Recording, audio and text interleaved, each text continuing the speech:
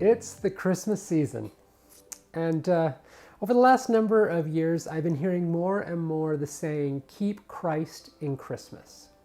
It's a cute slogan, it's kind of catchy, but often I hear people using it to complain about a society that doesn't believe in Christ.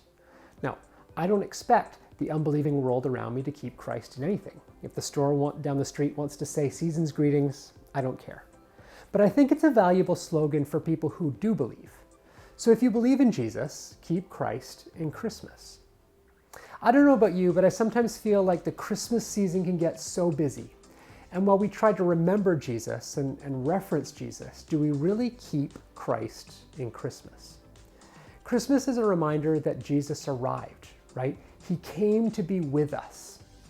Now, there's a story in the Bible in Luke chapter 10 about two sisters. One is named Mary and the other is named Martha. And they had Jesus over at their house one day. Now, Martha was the perfect host. She was hard at work preparing everything for the event that was happening in her home.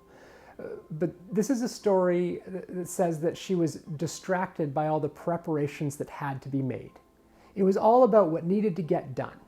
And do you ever feel like that around Christmas? And so not only that, but her sister was sitting around just listening and not helping with the work. So Martha complained to Jesus about it. And so she came to him and asked, "Lord, don't you care that my sister has left me to do the work by myself? Tell her to help me." Mary was just sitting there at Jesus' feet listening to him, but Martha had work to do. I feel the struggle here, so I oversee the worship services and there are lots of details to them. And sometimes even getting ready for our worship services, I'm distracted by all the preparations that had to be made. Our Christmas celebrations, we can get so distracted by the preparations that have to be made too. Now, Jesus doesn't tell Mary to go help Martha. Martha needs a change in perspective. So Jesus says to her, "Martha, Martha," the Lord answered, "you are worried and upset about many things, but few things are needed, or indeed only one. Mary has chosen what is better, and it will not be taken away from her." While the things we are doing probably aren't bad, we need to make sure that our priority is to be with Jesus. So maybe instead of keep Christ in Christmas, we should say keep with Christ in Christmas. It's grammatically awkward, I know, but our goal should be to be with Christ.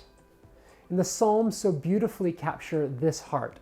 In Psalm 27, it says, "One thing I ask from the Lord, this only do I seek, that I may dwell in the house of the Lord all the days of my life, to gaze on the beauty of the Lord and to seek him in his temple." A statement that has been meaningful to me over the last couple of years is give God opportunity.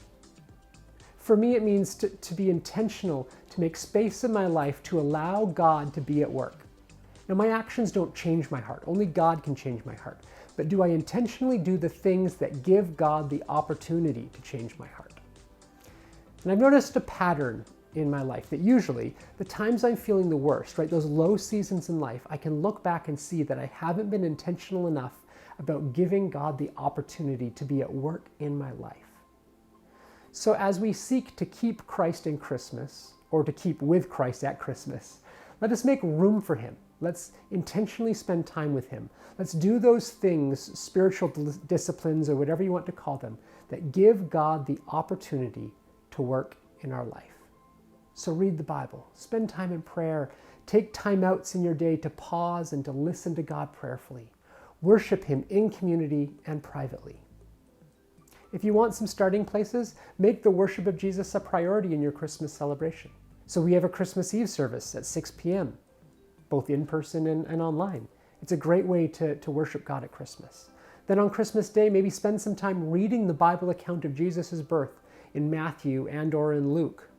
And as you're wrapping presents in preparation for Christmas, be praying for the people who the gifts are going to go to. Maybe start reading one of the gospel accounts of Jesus over Advent. And how better to celebrate the coming of Jesus than to read the story of his life? Because it's a busy season. And in the busy season, make time to sit and to be with God like Mary, the God who came to be with you, the God who came to earth to save you. And that will make for a Merry Christmas.